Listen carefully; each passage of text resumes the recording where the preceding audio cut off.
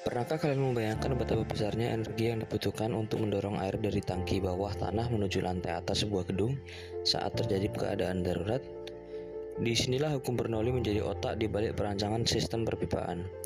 Hukum ini bukan sekedar rumus di atas kertas, melainkan prinsip kekekalan energi yang menyatakan bahwa total energi dalam fluida yang mencakup energi tekanan, energi kinetik karena pergerakan, dan energi potensial karena posisi ketinggian adalah konstan selama aliran tersebut ideal.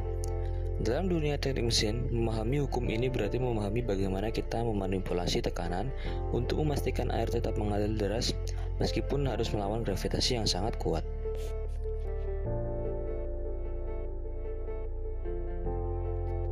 Salah satu pengaplikasian yang paling kritis dari hukum ini adalah pada sistem hidran atau sprinkler gedung bertingkat. Para insinyur harus menghitung dengan presisi berapa tekanan yang dihasilkan oleh pompa di lantai dasar agar air tidak kehilangan tenaga saat mencapai nozzle di lantai atas. Saat air mengalir mendaki melalui pipa yang diameternya menyempit, terjadi pertukaran energi yang dramatis. Sebagian tekanan akan dikorbankan untuk dikonversi menjadi energi potensial ketinggian dan sebagian lagi menjadi kecepatan aliran. Tanpa perhitungan Bernoulli yang akurat, air mungkin hanya akan menetes lemah di lantai atas, yang tentu saja sangat berbahaya dalam upaya pemadaman api. Mari kita ambil sebuah contoh teknis dari sistem pompa ini. Bayangkan sebuah pompa di lantai dasar gedung menyalurkan air dengan massa jenis 1000 kg meter kubik. Di titik pertama, tepat di mulut pompa, air memiliki tekanan 200.000 Pascal dan mengalir dengan kecepatan 2 meter per second. Air ini kemudian harus naik setinggi 5 meter ke lantai di atasnya melalui pipa yang lebih kecil, sehingga kecepatannya meningkat menjadi 4 meter per second. Pertanyaannya, berapakah tekanan air yang tersisa saat sampai di titik kedua tersebut? Perhitungan ini sangat penting untuk memastikan tekanan tersebut masih cukup kuat untuk memutar kepala sprinkle. Data input, P sama dengan 1000 kg per meter kubik. Titik 1, P1 sama dengan 200.000 Pascal, V1 sama dengan 2 meter per second, H1 sama dengan 0 meter.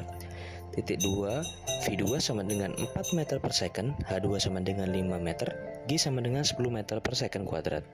Langkah penyelesaiannya yaitu P1 ditambah 1 per 2 PV1 kuadrat ditambah PGH1 sama dengan P2 tambah 1 per 2 PV2 kuadrat ditambah PGH2. Jadi perhitungannya 200.000 ditambah 1/2 dikali 1000 dikali 2 kuadrat ditambah 0 sama dengan P2 ditambah 1/2 dikali 1000 dikali 4 kuadrat ditambah 1000 dikali 10 dikali 5. 200.000 ditambah 2000 sama dengan P2 ditambah 8.000 ditambah 50.000.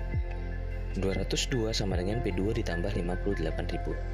Hasil akhir yaitu P2 sama dengan 202.000 dikurangi 58.000 sama dengan P2 144.000 Pascal. Berdasarkan hasil perhitungan kita, terlihat bahwa tekanan air turun dari 200.000 Pascal menjadi 144.000 Pascal. Penurunan ini bukan berarti energinya hilang, melainkan telah dialokasikan sebesar 50.000 Pascal untuk melawan gravitasi dan 8.000 Pascal untuk menambah kecepatan aliran. Memahami bagaimana energi berpindah bentuk dalam fluida adalah kunci utama dalam rekayasa mekanik. Dengan penguasaan materi ini, kita bisa merancang sistem yang tidak hanya berfungsi, tapi juga efisien dan aman bagi keselamatan orang banyak. Teruslah belajar, karena setiap rumus yang kalian pelajari hari ini adalah solusi untuk masalah dunia nyata di masa depan. Sampai jumpa di materi berikutnya.